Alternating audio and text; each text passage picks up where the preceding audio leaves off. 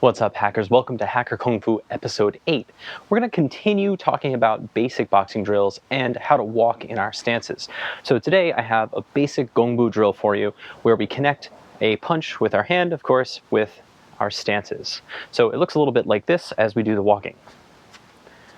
We'll start with our hands at our sides, feet together, pull our hands into posture, open up the right foot to 45 degrees, bend our knees, and we're going to step out into Gong Bu, and we're going to punch with our left hand at the same time. So same foot and hand are out.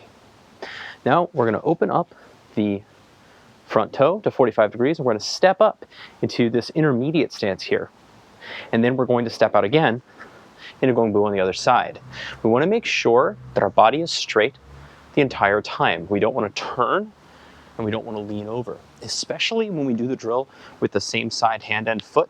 We're also going to do it opposite, but when we do it on same side hand and foot, if you're leaning too far over, you can get pulled out of your stance, and you don't want that. Open up again, pull, step, up, step.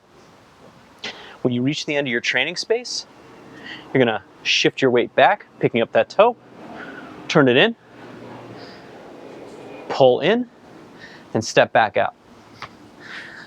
Now, when we're in Gong Bu, we want to make sure that our back heel is pressing down into the ground, and that's where our power is coming from.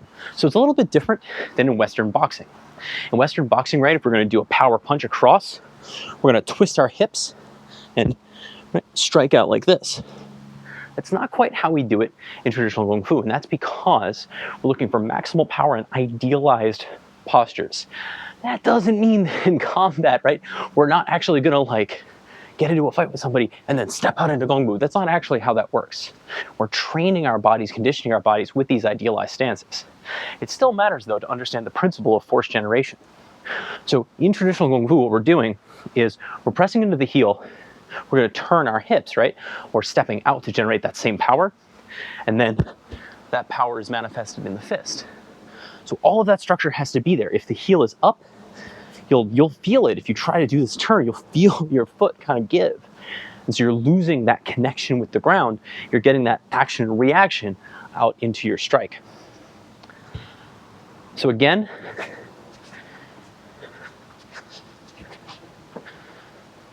we bend our knees, we step out, open, step, open, step. I'm not putting any power into this right now. I'm coordinating my movements. Also notice that my hand and feet are landing at the same time, right? I'm stepping out and hand and foot land at the same time. I am not punching and then stepping. I am not stepping and then punching. The hand and foot land at their destination at the same time. So the other version of this is the opposite side. So we train both sides. So for this one, we'll step out the same side. We'll punch with the right as we step to the left. And this will feel a little bit more balanced to you, right? Because you're not favoring all of your weight on one side. Step, punch. Also notice that I'm trying to stay at the same elevation even as I step up. I'm not standing straight up. Keeping this knee bent as I step through. It might look from your perspective like I'm kind of moving side to side. And that's because I'm pulling my foot in and then extending back out to that line, keeping that separation between my feet. If I didn't do that, if I tried to stay on that same line the whole time, what you'll find is that I'll become what's known as tight-roped. You can actually see that here. The bricks make a nice line for this. You see how my toe and my toe are kind of on the same line here?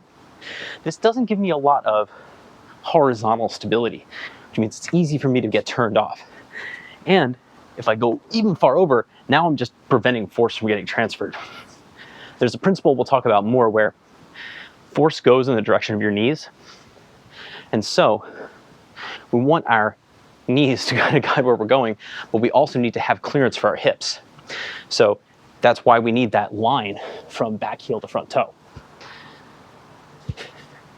And that's it for our basic boxing. Practice both sides and try to make sure that you're keeping your stance at the same level as you do your walking. That's it. We'll see you next time.